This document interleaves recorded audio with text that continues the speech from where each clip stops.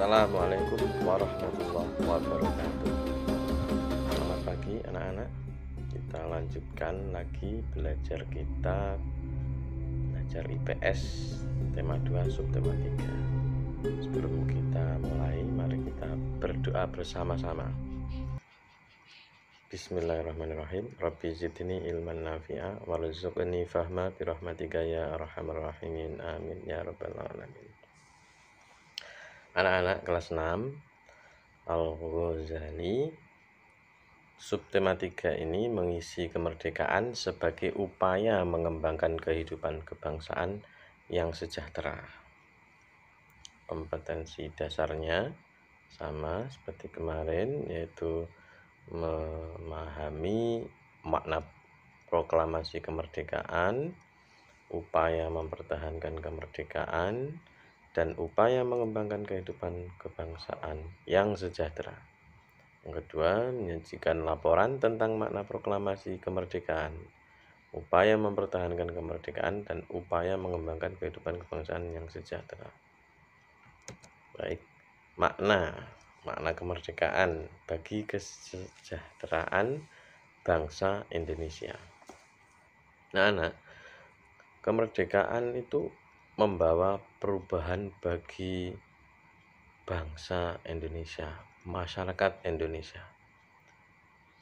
Salah satunya adalah kesejahteraan.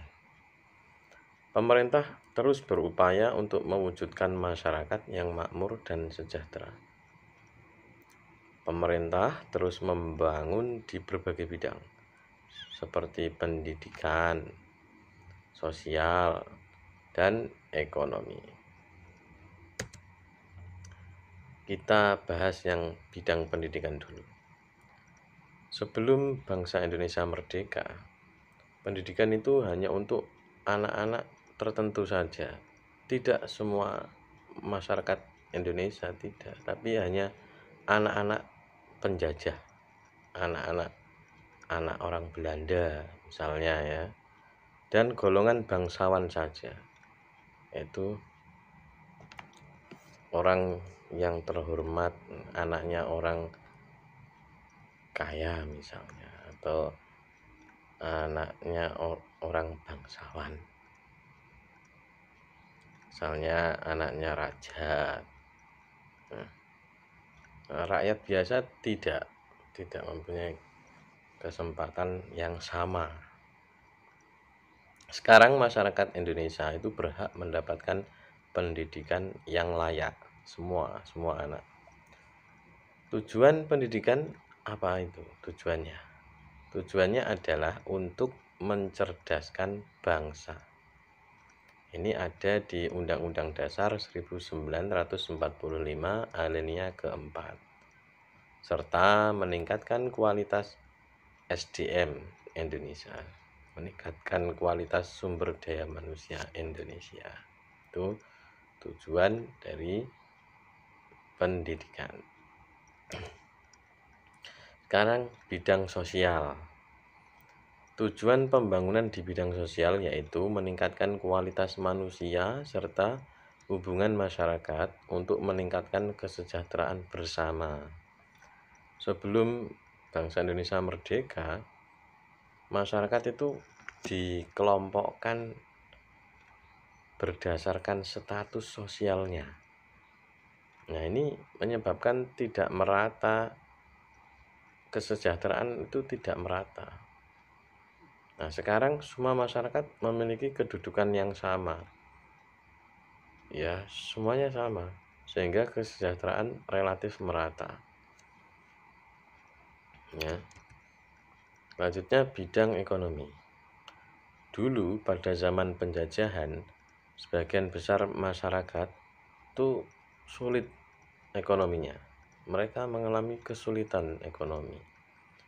Masyarakat dulu itu hidup sengsara akibat kerja rodi, tanam paksa. Itu penjajah memaksa kita untuk menanam, dan romusa, semuanya itu dipaksa, tidak mau tetap dipaksa. Nah, itu apa namanya, akhirnya kan tidak bebas ya, seperti itu. Tidak bisa menentukan kerjaannya sendiri, tapi dipaksa sehingga tidak bisa mengembangkannya. Sekarang perekonomian masyarakat Indonesia itu membaik ya, alhamdulillah.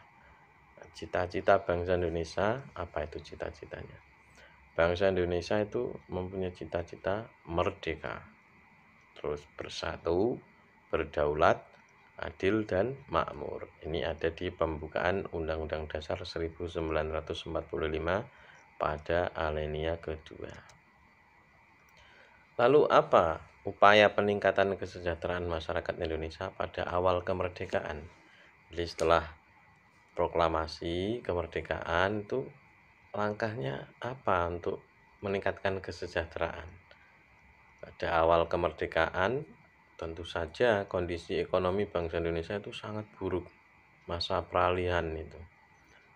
Dan ditambah lagi Belanda itu melakukan blokade ekonomi. Tujuannya apa orang Belanda itu? Agar peralatan militer itu tidak masuk ke Indonesia. Untuk keamanannya, supaya tidak masuk ke Indonesia itu diblokade Belanda. Hasil perkebunan juga tidak dapat keluar dari Indonesia, ya sulit untuk menjual ke luar negeri ya. Hasil-hasil perkebunan, misalnya pertanian, dan mencegah bangsa lain selain Belanda ya untuk menguasai Indonesia. Belanda itu tidak mau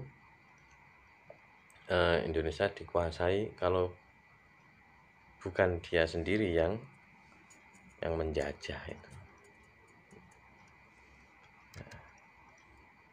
Nah, ini yang pertama, setelah merdeka Indonesia melakukan pinjaman nasional.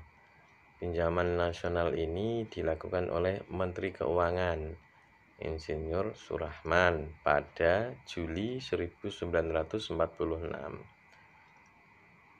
Ini lama ini waktu pelunasannya atau jangka waktu pengembalian pinjaman nasional ini adalah 40 tahun. Bayangkan 40 tahun. Lama ini pinjamannya. Nah, ini karena negaranya baru berdiri ya, Indonesia. Yang kedua, konferensi ekonomi.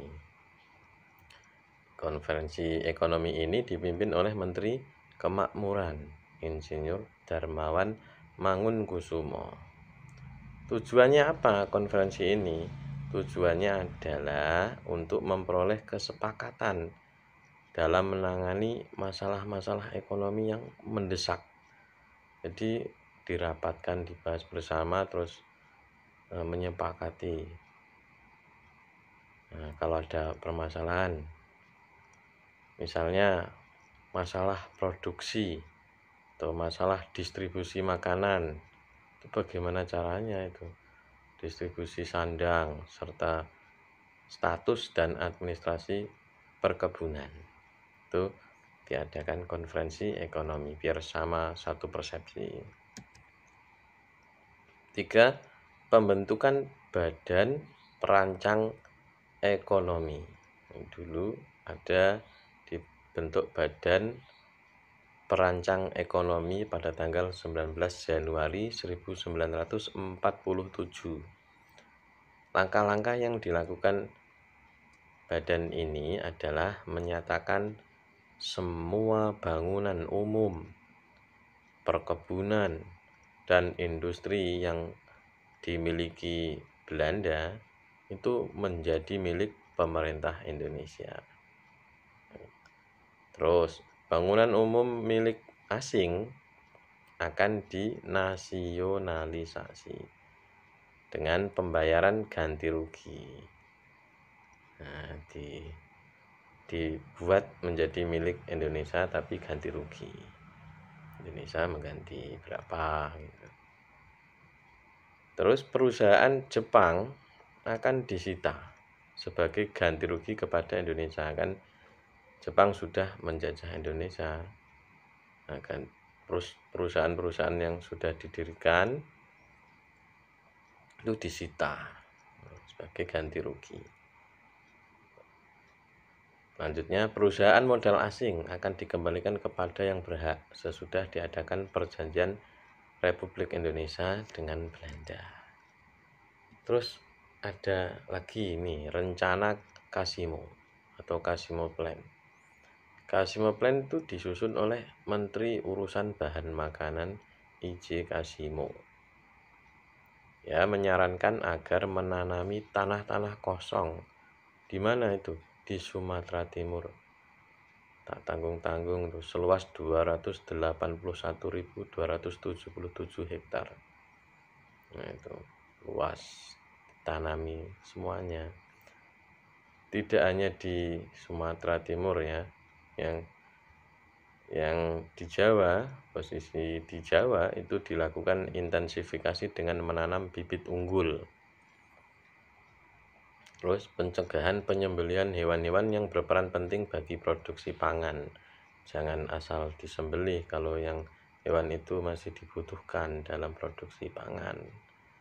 Terus di setiap desa dibentuk kebun-kebun bibit serta transmigrasi. Jadi transmigrasi itu memindahkan penduduk yang semula dia di daerah yang padat penduduknya, terus dipindahkan penduduknya sebagian ke daerah yang lain tapi masih di wilayah Indonesia. Itu namanya transmigrasi. Kalau penduduk yang dipindah berarti orangnya itu namanya disebut transmigran. Kemudian Persatuan Tenaga Ekonomi. Nah, ini ada dibentuk organisasi Persatuan Tenaga Ekonomi PTE, dipimpin oleh BR Motik. Tujuannya untuk menggiatkan kembali, menyemangatkan kembali partisipasi pengusaha swasta agar lebih semangat, lebih giat lagi dalam bekerja, berwirausaha, berwira swasta. Baik, selanjutnya penilaian harian 6. Kerjakan ROM 2 dan ROM 3 halaman 55 ya. Kirimkan ke Google Classroom. Semoga sukses dan bermanfaat. Wassalamualaikum warahmatullahi wabarakatuh.